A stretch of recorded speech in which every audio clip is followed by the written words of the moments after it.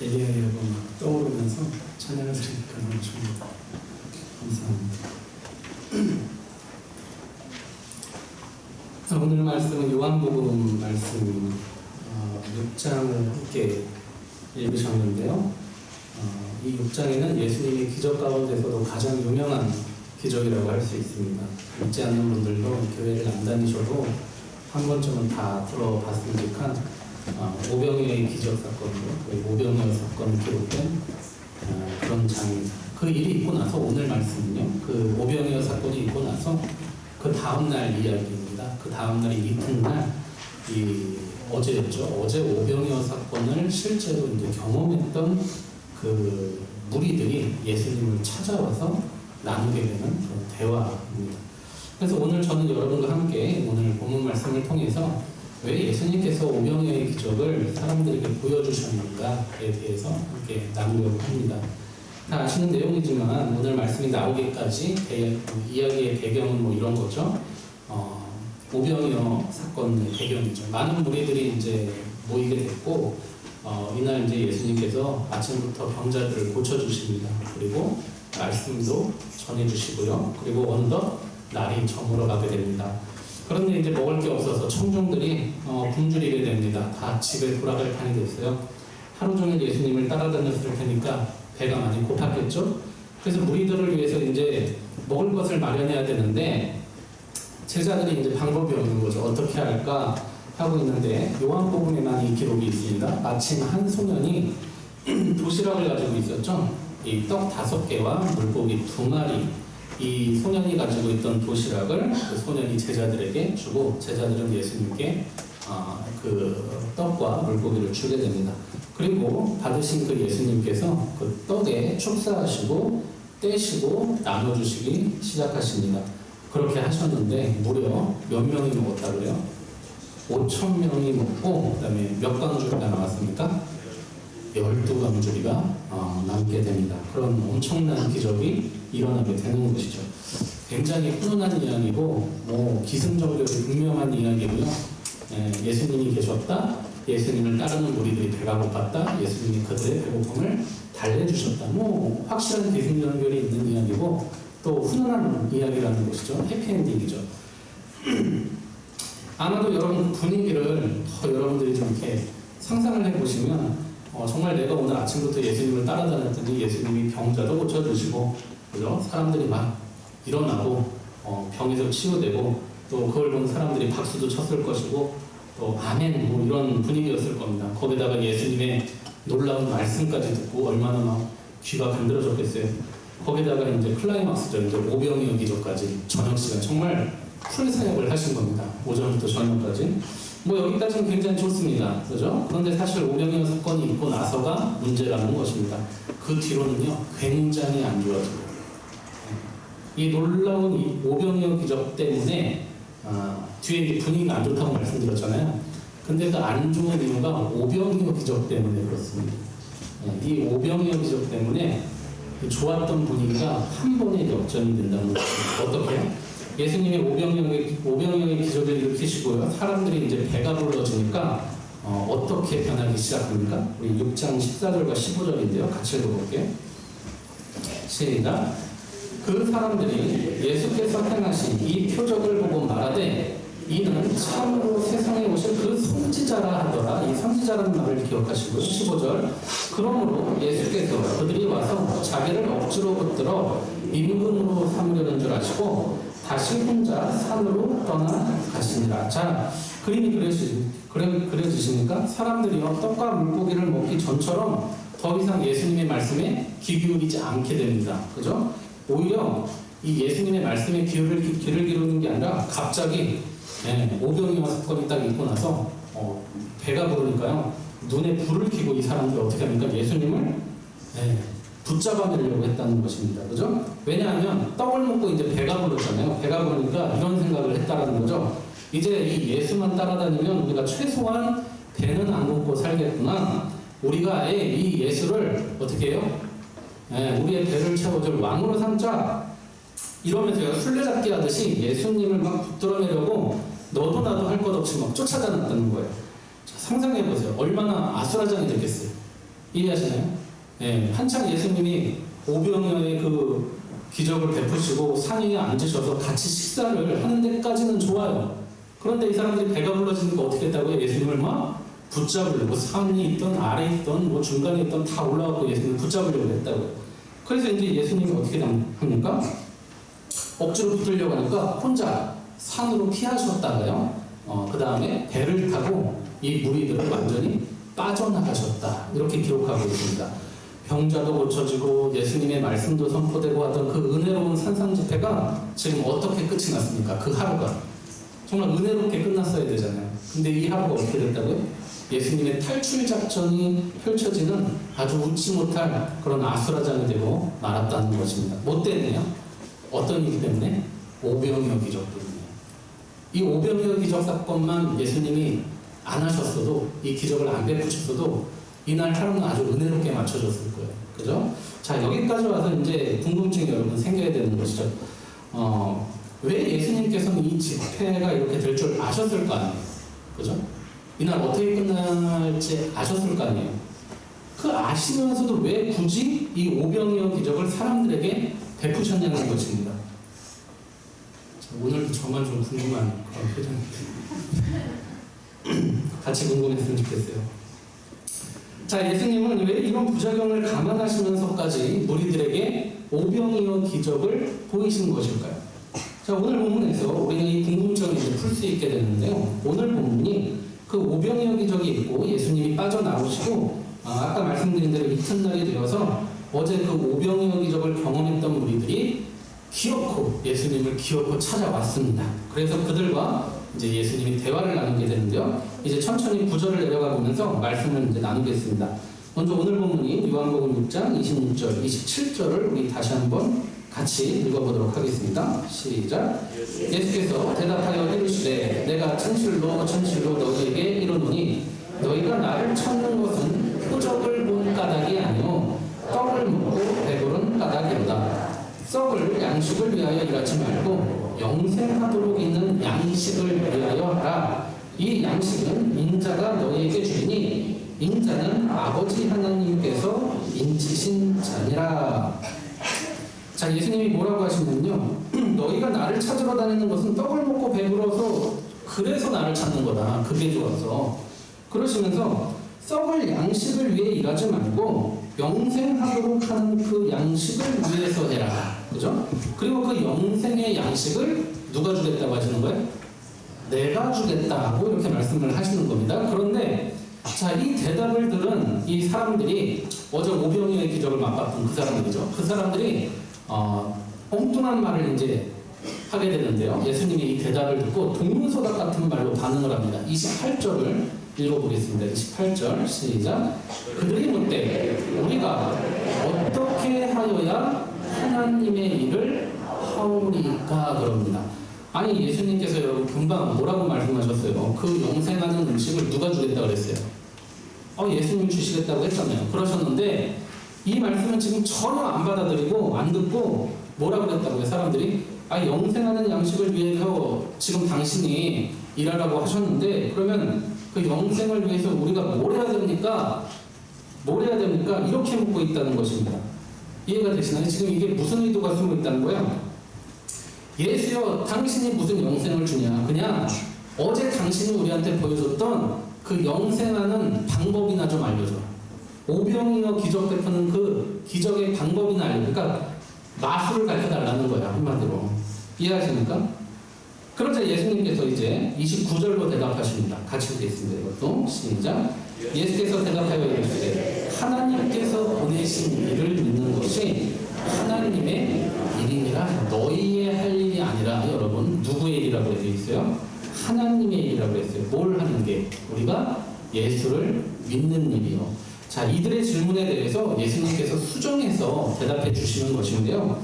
뭔가를 너네가 뭔가를 하는 게 하나님의 일이 아니라 또 내가 지금 너희한테 뭔가를 하는 것이 아니라 영생의 양식을 얻기 위해서 너희가 뭘 해야 된다는 게 아니라 굳이 그것을 일이라고 말할 수 있다면 그것이 하나님의 일인데 진짜 하나님을 위해서 너희들이 해야 되는 일, 그것은 하나님께서 보내신 자를 믿는 것이 바로 너희가 해야 하는 일이다. 그리고 그 일은 너희의 일이 아니라 누구의 일?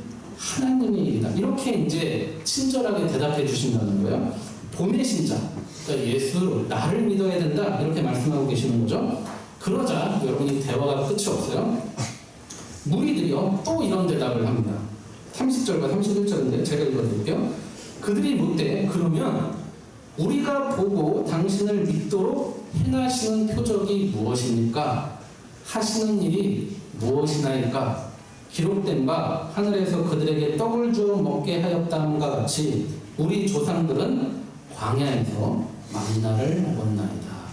자, 예수님께서 영생하려면 나를 믿어야 된다. 그죠?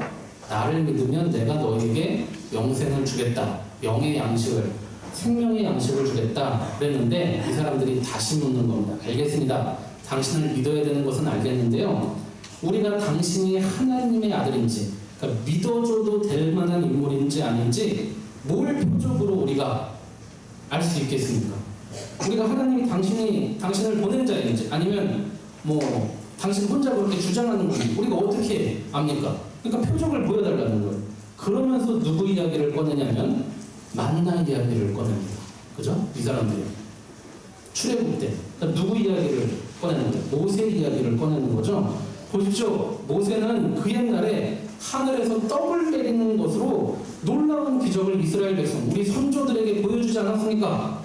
그래서 모세는 하늘에서 만나를 내리는 것으로 자기가 하나님의 선지자라는 것을 증명하지 않았어. 그러니 예수 당신도 뭔가를 보여줘야 우리가 당신이 하나님이 보낸 선지자든 아들이든 그렇게 믿을 거 아니에요. 그러니까 여러분 지금 모세가 만나를 내렸는데 옛날에요. 어제 예수님이 뭘 내려줬어요? 오병이어를 내려줬단 말이에요. 그죠? 그러니까 이 사람들이 뭘 또 바라는 거예요? 모세가 여러분 기적 중에 모세가 보여준 기적 중에 제일 세게 보여요. 홍해 기억나시죠? 그죠? 그럼 지금 예수님 보고 뭐 해달라는 거예요? 홍해 같은 기적 보여줘야지. 그 정도 것을 해줘야지. 혹은 모세는 10가지 재앙을 이렇게 했는데 당신이 진짜 하나님이 보낸 선지자라면 20가지, 12가지 정도 이상은 재앙을 우리한테 보여줘야지. 이렇게 한다는 거예요. 증명해봐라. 그렇게 해서 당신이 선지자라는 걸. 그 이야기를 하는 거예요. 자, 그러자 예수님이 또 이들의 질문에 대해서 답변을 해주십니다. 32절입니다. 예수께서 이르시되 내가 진실로 진실로 너희에게 이르노니 모세가 너희에게 하늘로부터 떡을 준 것이 아니라. 자, 여기까지만 먼저 해볼게요. 지금 예수님이 뭘 이야기하시는 것이냐면요. 야, 뭔 소리 하고 있어 너희들.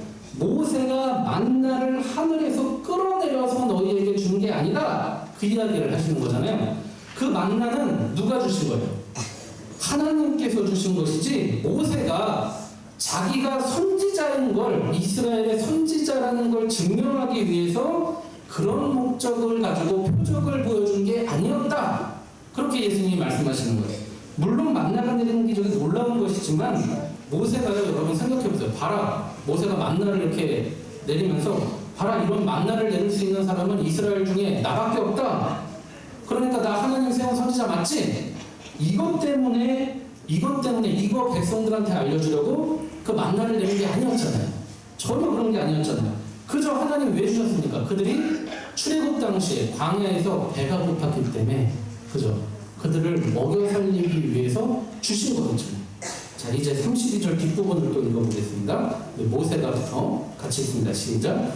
모세가 너희에게 하늘로부터 떡을 준 것이 아니라 내 아버지께서 너희에게 하늘로부터 참떡을 주시나니. 자, 이렇게 먼저 예수님께서 이들의 잘못된 부분을 수정해 주시고요. 그 다음에 그 떡을 주셨던 분이, 만나를 주셨던 분이 누구냐면 하나님이신데, 이제는 그 하나님께서 그냥 떡이 아니라, 만나가 아니라 뒤에 무슨 떡이요?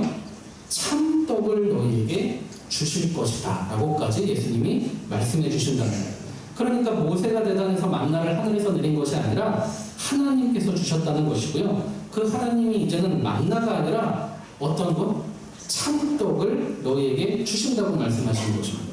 그러자 또 무리들이 이야기를 합니다. 34절이요.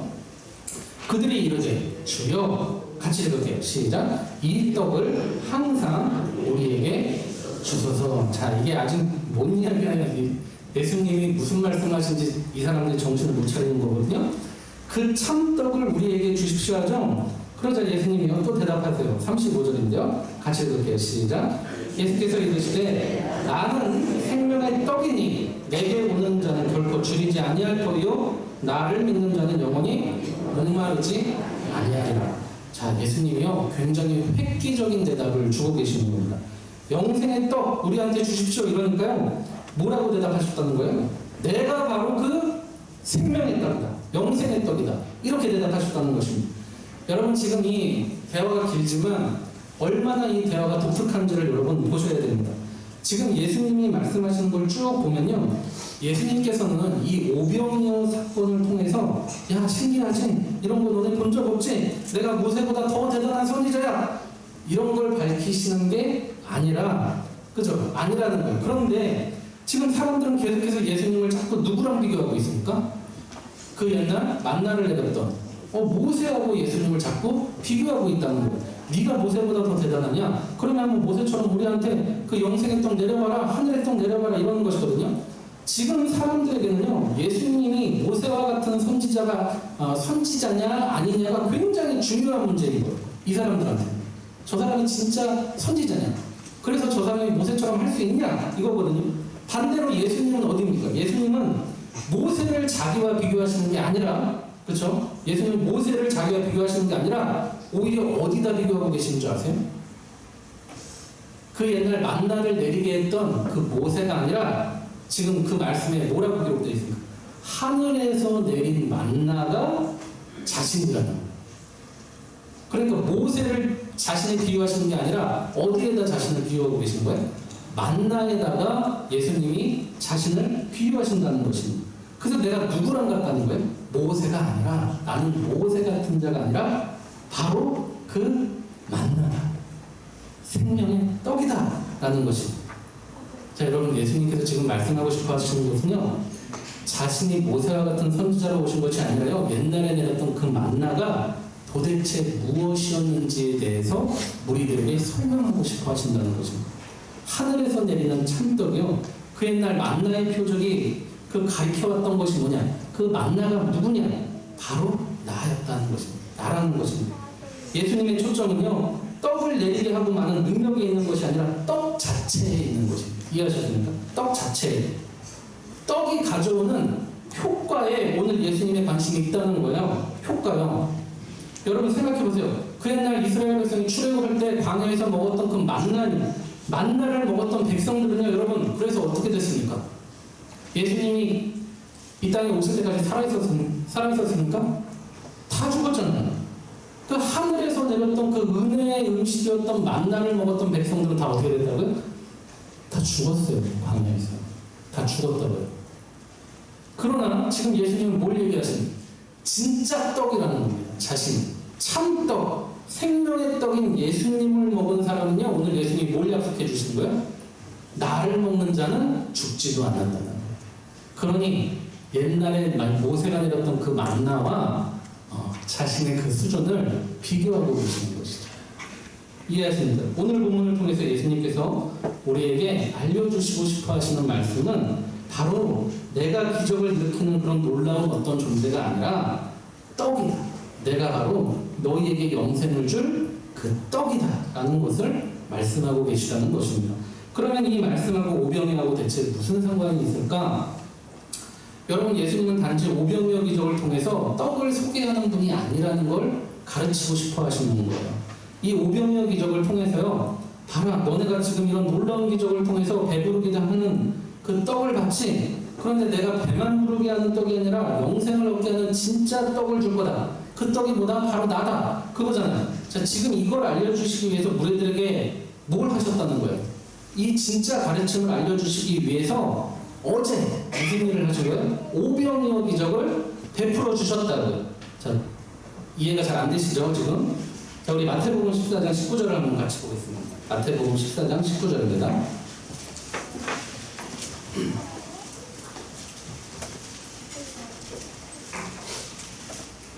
같이 읽을게요. 시작.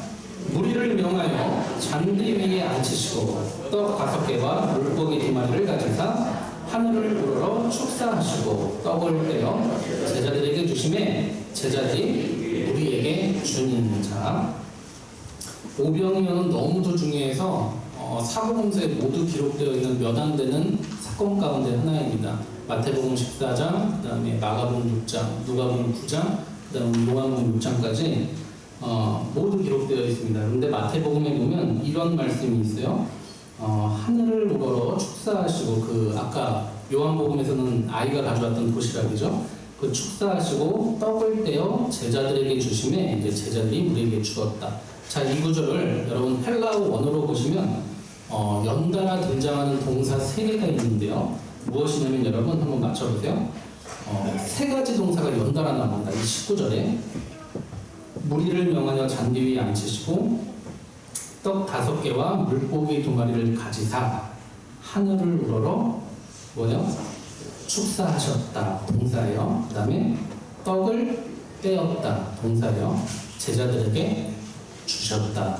자, 축사하시고 떼어서 주셨다. 이 동사 3가지가 연달아 나옵니다. 자, 그런데 재밌는 것은 이 3가지 동사가 똑같이 사용되는 또 다른 곳이 있습니다. 자, 우리 더 뒤로 가셔서 마태복음 이제 거의 끝에 26장, 26절을 한번 보겠습니다. 마태복음 26장, 26절. 예수님이 십자가 달리시기 전날 제자들을 모아놓고 성찬식을 하시죠. 마지막 만찬, 그 오병이어 때와 똑같은 동사를 예수님이 똑같이 사용하십니다. 같이 읽어볼게요. 시작. 그들이 먹을 때 예수께서 떡을 가지사 축복하시고 떼어 제자들에게 주시며 이르시되 받아서 먹으라 이것은 내 몸이라 하시고. 자, 어떻게 되어 있어요? 앞에 있는 오병이어 사건 때 하셨던 말씀 그대로 똑같이 3개의 동사 축사하시다, 떼시다, 제자들에게 나눠주시다. 무슨 말이냐면 여러분, 이 마태복음도 오병이어의 기적을 소개하면서 오병이어의 기적 속에는 어떤 의미가 담겨 있다는 거예요. 예수님의 십자가의 최후의 만찬의 의미가 들어있다는 것입니다. 그걸 밝히고 있는 거예요. 그러면 최후의 만찬이 의미하는 바가 뭐예요, 여러분? 최후의 만찬 때요, 예수님의 마음속에는 이런 뜻을 품으시면서 제자들에게 떡을 떼주시는 거거든요. 얘들아, 지금은 오늘은 내가 이 떡을 너희에게 주지만 이 떡이 곧 뭐라고요? 나의 몸이다. 자, 오늘은 내가 이 포도주를 너희에게 주지만 이 포도주는 뭐라? 나의 언약의 피다, 내 피다. 그리고 나서 다음날 무슨 일이 일어났어요? 십자가에서 예수 그리스도께서 육신으로, 그죠? 육신의 죽음으로 그의 몸과 살과 피를 다 쏟아내심으로 우리에게, 죄인들에게 다 주셨다고요. 그 일이 언제 일어났다고요? 다음날 일어났다. 진짜 영적인 의미가 담긴 구원 사역이 다음날 일어났다고요. 그 전에 어떤 일을 예수님이 하신 거예요? 전날, 하루 전날 제자들에게 성만찬, 빵과 우리가 먹는 일반적인 음식, 빵과 포도주로 무슨 연습을 시키신 거예요? 선행학습이라고요. 선행학습. 이해하셨습니까, 여러분? 마찬가지로요, 오병이어의 기적은 단순히 떡이 늘어나고 사람들이 음식을 먹고 배불렀다, 이런 그냥 일회성의 어떤 놀라운 기적 사건, 예수님이 베풀어 주신, 하나님이 베풀어 주신 어떤 큰 기적, 그 정도가 아니라 사실은 예수님께서 이 오병이어의 기적을 통해서 뭘 가르쳐 주시길? 참 생명의 떡인 자신을 보라는 진짜 목적이 있었다는 것입니다. 그런데 그 목적, 예수님의 목적이 어디까지 이어지는 거야? 십자가 사건까지 이어지고 있다는 거예요. 그러니까 오병이어 사건은 철저히 어디를 두고 어디를 바라보시면서 예수님이 하신 사역이라는 거예요? 십자가 사역을 염두에 두고 사역하신 사건이라는 거예요. 오병이어라는 것은.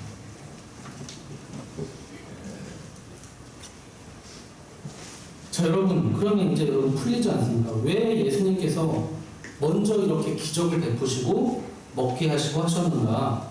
집회가 아까 이 집회가 저녁에 완전히 엉망진창이 됐다고 말씀드렸잖아요. 그죠? 그걸 왜 예수님께서 감수하시면서까지 왜 굳이 먹는 기적을 베푸셨는가? 앞에. 그냥 뒤에 오늘 말씀처럼 사람들한테 이렇게 말씀으로 하셔도 되잖아요. 말씀으로 야 내가 진짜 참떡이야 이렇게 하셔도 되는데 왜 예수님이 굳이 그런 오병이어 사건 그리고 십자가 하루 전날 왜 제자들에게 하필이면 만찬식 같은 마지막 만찬 같은 그런 세레모니를 예수님이 하시는가? 왜 것 같으세요, 여러분? 왜 것 같으세요? 왜 예수님이 이런 선행학습을 자꾸 하실까? 그냥 바로 가르치시면 되잖아요. 말씀으로. 다른 이유가 없어요. 우리가 잘 못 알아먹으니까. 이해하셨습니까? 그 예수님의 떡이 참떡의 맛이 얼마나 오묘하고 달고 놀라운 영의 양식인지 우리가 알 턱이 없습니다. 그래서 먼저 어떻게 하시는 거예요? 우리가 잘 알고 있고 또 익숙한 일반적인 그 음식 떡으로 미리 그 참떡의 즐거움을 맛보게 하시는 방법. 그래서 우리가 먹고 나서 아 배가 부르구나 라는 그 포만감으로 어디까지 나가는 천국에 가면 우리도 이렇게 만족스럽겠지라는 걸 우리가 지금 하고 있는 일반적으로 하고 있는 그 일들을 통해서 알게 하신다는 것입니다. 뭘 감안하시면서까지 그 엉망진창이 되는 소동을 감안하시면서까지 아 정말 예수님이 주신 떡을 먹으니까 배가 부르구나. 그러면 예수님 떡은 얼마나 더 우리를 배부르게 할까? 또 기쁘게 할까? 우리로 하여금 여러분 기대를 갖게 하고요. 또 미리 맛보게 함으로써 예수님을 통해 얻을 그 생명의 기쁨을 우리가 제대로 알게끔 하시기 위해서 예수님이 먼저 우리들에게 그런 것들을 허락하신다는 거죠. 이해하시죠? 여러분 저는요 이 예수님의 표적을 보면서요 하나님의 우리를 향한 배려를 깨닫는 거예요. 배려.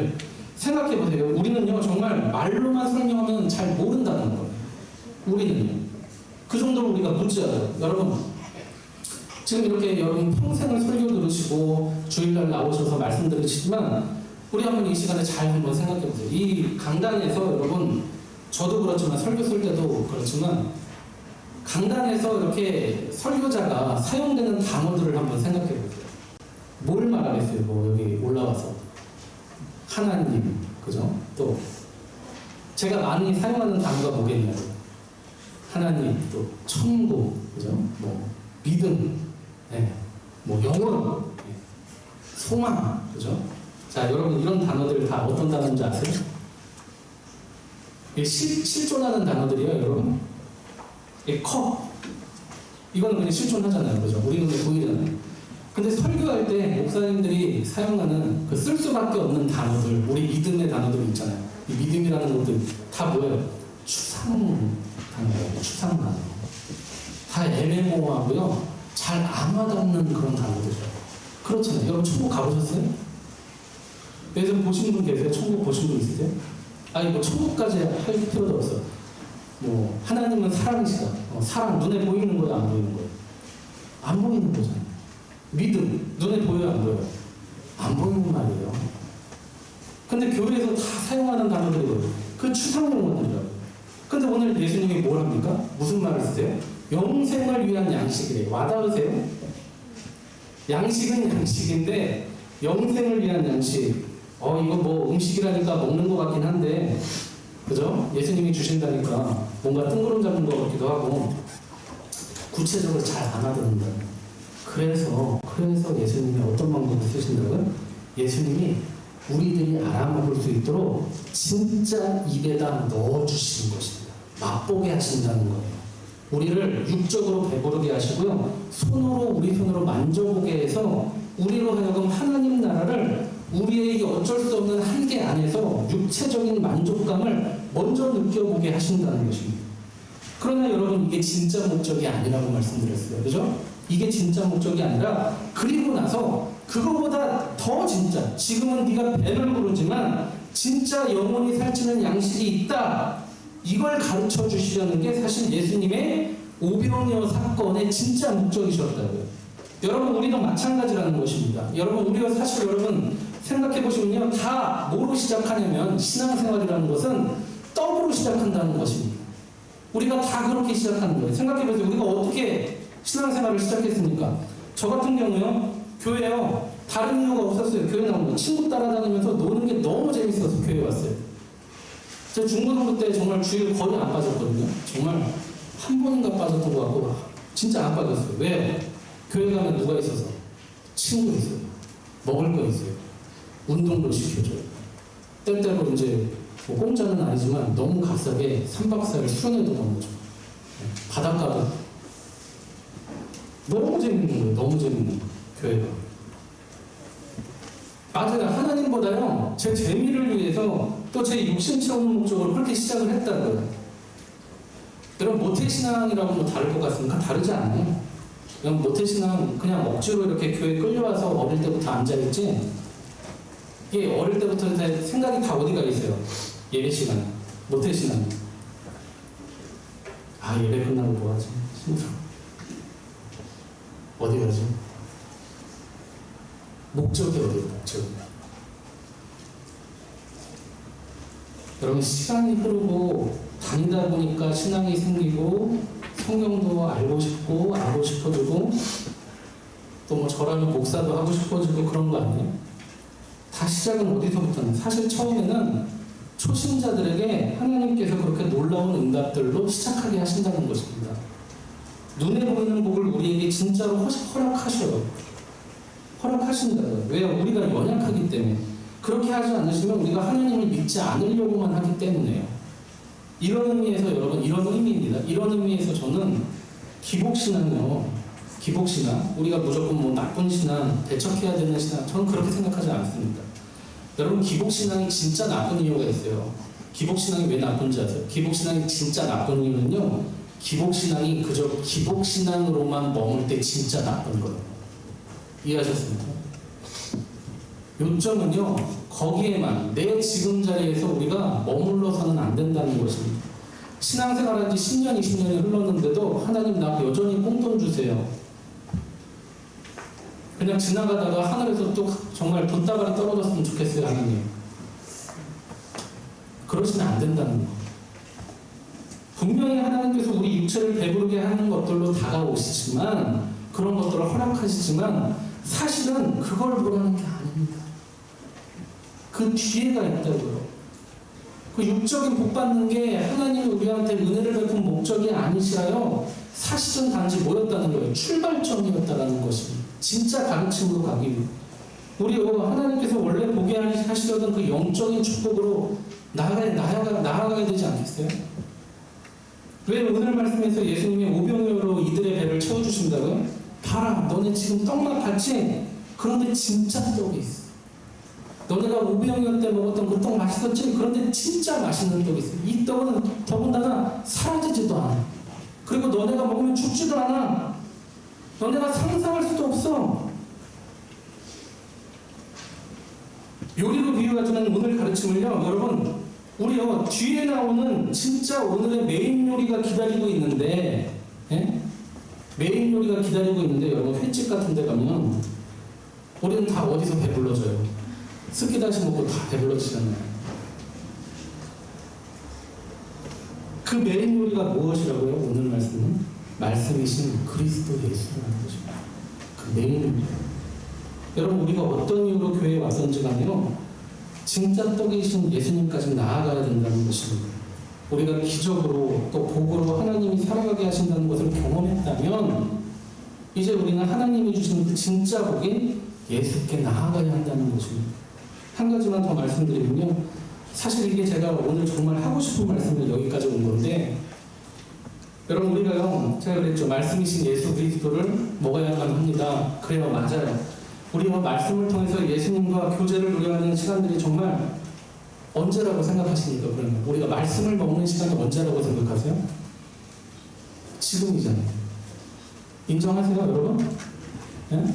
아니 물론 여러분들이 댁에서 성경을 보시고 하는 것도 말씀을 먹는 거죠. 그러나 정말 여러분들이 말씀이 어떤 의미이고 또 그 풍성함이 어떤 것인지 여러분 목사님들을 통해서 우리가 또 저도 공부를 하면서 여러분과 함께 교제하는 거잖아요. 이 시간 말씀을 가지고. 그러면서 누구를 먹는 거예요?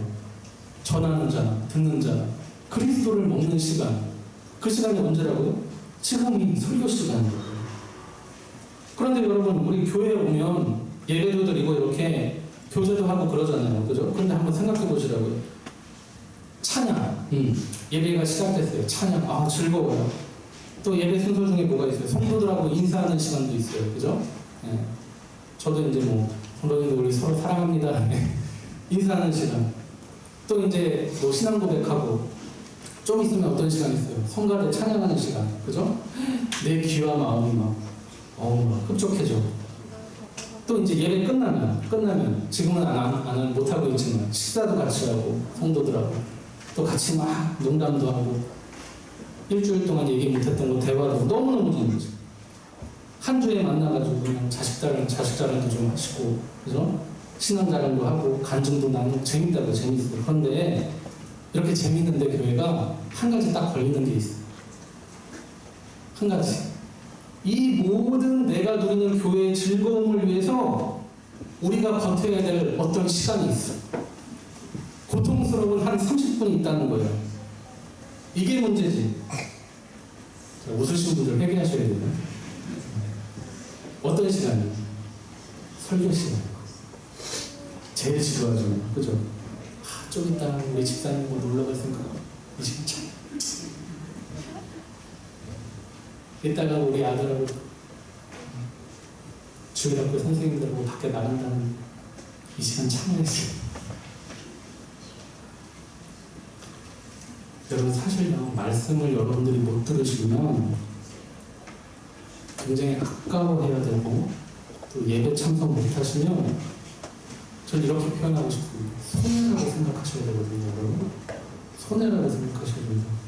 근데 우리 어떻습니까? 조금이라도 정말 핑계거리가 있으면 예배 중인데도 말씀 시간에 특히 다른 시간은 안 나와요. 성도님들 말씀 시간에 조금이라도 핑계거리가 있으면 다 나가려고 해요. 근데 우리 효신교회는 안 그래요. 한국교회가 그래요. 한국교회라고 저희 옆에 다른 교회 있어요. 저는 우리 효신교회 그런 거 한 번도 못 봤어요. 저는 너무 감사해서 이런 말씀을 이렇게 담대하게 하는 거예요. 조금만 핑계거리 있으면 나가려고 한다는 거예요. 그것도 아주 즐겁게 웃으면서. 어떤 경우가 있을까요? 저 사역하면서 그런 거 많이 봤다고요. 우리 지금 저희는 뭐 애기 어머니들이 많이 없지만 저 사역하던 교회는 그 애기 엄마들이 애기를 안고 있잖아요. 그죠? 유아실 없는 그런 교회들 이해는 해요. 이해는 한다고. 애가 막 울어요. 그럼 어떻게 해요? 방해가 되니까 나가신다고요. 그죠? 그런데 이런 분들이 계세요. 두 부류가 있어요. 어떤 분은 저한테 오셔요. 며칠 뒤에 오셔갖고 목사님 정말 아기 때문에 예배에 집중이 안 돼서 제가 미칠 것 같습니다. 예배 드리고 싶은데 애 때문에 너무 힘들어요. 그러면서 이제 어쩔 수 없이 나가시는 분들이 있어요. 근데 어떤 분들은요 애가 울면 울 때만 기다리는 것 같아. 나가셔서 어떻게 해요? 울음소리가 없어. 근데 15분, 20분대도 안 들어오죠. 남자분들은 좀 어떨까요? 남자분들은 핑계거리가 어디에 있냐면 손에 있어요. 손에. 전화 갔다 와요. 아이고 여보세요 하면서 이제 과장님 뭐 하면서 이제 나가시는 기다렸다는 것이. 여러분 우리 이런 상태가 뭘 의미하는 것 같으십니까? 사실 우리가 말씀 시간에 은혜를 받는 거고 말씀 시간을 하나님이 가장 크게 사용하시며 오늘 말씀 나누신 것처럼 말씀 시간이 하나님이 목적하신 시간입니다. 교회의 목적은 말씀 시간인데 교회를 하나님이 세우신 이유는 말씀을 깨닫게 하기 위해서 세우신 이유입니다. 예배의 목적이 말씀에 있는데 그런데도 불구하고 만약 우리가 이 시간을 다른 재밌는 것들을 위해서 희생해야 되고 버텨야 하는 그런 시간이라고 생각하신다면요 우리요 여러분 위기의식을 느끼셔야만 합니다. 혹시 내 신앙이 육적인 그런 떡 수준에 머물고 있지는 않은지 정말 여러분 심각하게 스스로 고민하고 계셔야 한다는 거예요. 자 그럼 말씀이 제가 제일 중요하다고 하니까 뭐 말씀 듣는 것만 합니까 목사님? 하루 종일 말씀만 들을까요? 교재 필요 없잖아요. 그러면 말씀이 제일 중요한 거니까 여러분 그런 식으로 오늘 말씀을 오해하시면 안 돼요. 왜요? 말씀 말고 다른 거는 먹지 않아도 배부르더라 그런 말씀이 아니라고요. 모든 것을 먹고 즐기시되 제대로 먹고 제대로 누리라는 것입니다. 예수님께서 다 허락하셨다고요. 먹는 것 허락하시고 우리 육적인 체험도 허락하시고 다 허락하신다고요. 그런데 거기서만 머물면 안 된다고요. 놀라운 것은 뭐예요, 여러분? 우리가 그 목적하신 예수님이라는 참떡 말씀의 맛을 보면요, 다른 것이 즐거워지더라는 것입니다. 버티는 게 아니라. 말씀이 즐거워지고 예배가 즐거워지면요, 여러분, 찬양이 돼요. 찬양이 돼요. 저절로. 말씀으로 은혜를 받으면 뭐가 돼요? 기도를 한다니까요. 말씀으로 은혜를 받으면. 또 오늘 목사님 말씀으로 은혜를 받으면 또 설교 시간에 내가 읽은 성경의 말씀으로 은혜를 받으면 뭘 하게 되어 있어요? 가족끼리 그 말씀을 가지고 교제하게 되어 있어요. 나눠주고 싶어요. 여러분, 말씀을 통해 은혜 받으니까 청소가 즐거워지더라는 것입니다. 만족함이 있으니까 저녁 시간에 가족들과 말씀을 가지고 대화를 하게 되더라는 것입니다. 여러분, 사실 교회가 진짜로 하나가 되는 것은요, 우리가 같이 말씀 시간에 은혜를 받을 때, 예배 시간에 은혜를 받을 때 교회가 하나가 되는 것입니다. 그럴 때 목장 모임도 활성화되고요, 교제도 즐거워지는 것 아니겠습니까? 아직도 여러분 혹시 거꾸로 생각하고 계세요? 혹시 목장 모임이 활성화되면 예배도 즐거워지고 교회가 부흥하는 거다? 맞아요, 틀려요? 잘 생각해 보세요. 목장 모임이 활성화되면 예배가 즐거워지고 교회가 부흥하는 거다. 기도가 뜨거워야 교회가 부흥하는 거다. 행사를 많이 해야 교회가 부흥하는 거다. 다 똑같은 말이에요. 그런 것이 아니에요. 여러분, 말씀을 즐거워하시고 예배가 즐거워하는, 예배를 우리가 즐겨야 할 때 구역 모임이 활성화되고 교회가 부흥한다는 거예요. 거꾸로 가요, 거꾸로. 그런데 우리는 예배가 즐거워지려면 자꾸 다른 것이 좋아야 한다고 생각하는 거거든요. 목사님, 스피커를 바꾸면 생생하게 예배가 좋아지지 않을까요? 문목사님 말씀이 너무 어렵고 졸린데 목사님을 바꾸면 예배가 즐거워지지 않을까요? 자주 듣는데 여러분, 아니에요. 제 탓이 아니에요. 여러분, 하나님께 집중하지 못하는 것을요, 우리가 참떡을 먹지 못하는 이유를 다른 원인에서 찾는다는 거예요. 제가 효신교회 온 지 얼마 안 됐을 때 설교를 완전히 망친 날이 있었어요. 저는 설교를 망치면 여러분 이렇게 축도하고 여러분 안 쳐다보고 그냥 훅 내려가거든요. 너무 창피해서. 완전히 망친 날이 있어요. 그런데 어떤 집사님이 일부러 찾아오셔가지고 사무실에, 아유, 목사님 오늘 은혜 많이 받았습니다. 그러시고. 아, 정말. 저는 정말 죽을 써다 못해서 오늘 얼굴이 흉당무가 돼가지고 내려왔는데, 무엇입니까, 여러분? 언저는요, 그분이 예배에 대한 준비가 되어 있는 겁니다. 그렇죠. 아니, 저는 망쳤다니까요. 진짜 망쳤다고요. 근데 하나님께서 어떻게 하시는 거예요? 부족한 설교에도 불구하고 누군가는 은혜를 받도록 하나님께서 말씀 시간을 사용하신다는 거 아니겠습니까? 그러니까 이건 목사가 말을 잘해서 그 은혜를 받는 게 아니라는 거예요. 많이 알아가지고 지식으로 그런 식으로 은혜가 주어지는 게 아니라는 거죠.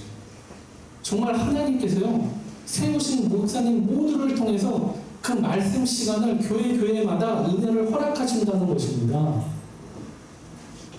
그것이 즐거워질 때, 그 말씀 중심이 즐거워질 때 모든 것들이 부흥합니다.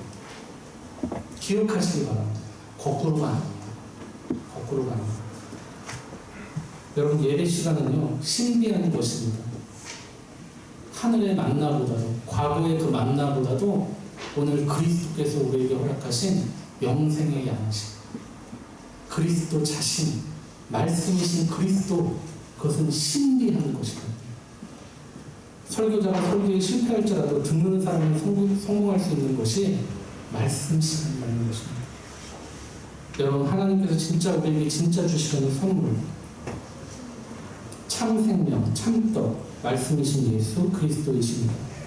그분이 선포되는 이 설교의 시간을 정말 매주 기도하시고 기대하시고 준비하시고 기뻐하시고. 제가 처음에 그렇죠. 수요일에 여러분 나와주세요. 여러분이 뭘 기대하고 있지 않은 거예요. 수요일을 기대하고 있지 않다는 증거 안 됐어요. 죄송합니다. 근데 말해야 되겠어요. 여러분이 말씀 시간을 기대하지 않다는 건 아니겠어요. 그럼 못 나오시는 분들은 제가 언젠가는 말씀드렸는지 전 이해해요. 못 나오시는 분들이 계시다고 직장이 늦게 끝나셔서 알아요. 네. 그걸 뭐 의무감으로 나오시라는 게 아니에요. 내가 정말 가능하다면.